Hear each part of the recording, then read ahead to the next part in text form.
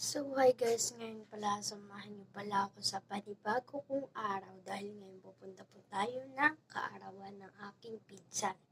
At ngayon ay maliligo na po ako. Tara, samahan niyo ako.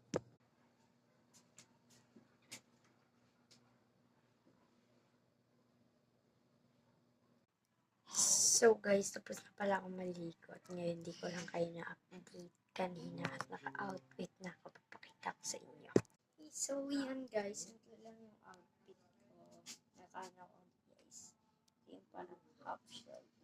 Yung nakapants tayo kulay. Yung quality po nitong pants, sobrang ganda. Murang-mura na lang po siya dyan sa TikTok shop.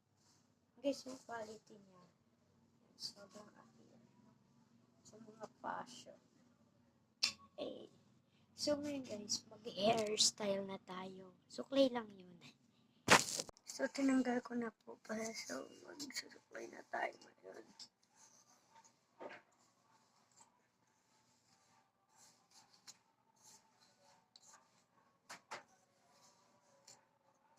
Guys.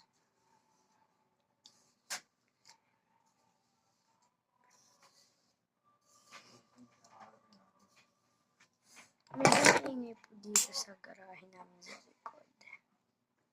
Kiklip na po tayo. So, update ko na lang kayo guys kung malapit na po kami umalis. So, tara. Siyempre guys, don't forget the mask. Wala na akong ibang mask guys. Puro sira na siya. Ayun.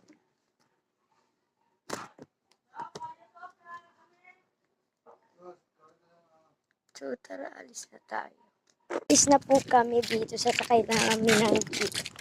Di ba ma? Hi ka ma. Hi! Guys, so update ko na lang kayo pag nasa jeep na kami.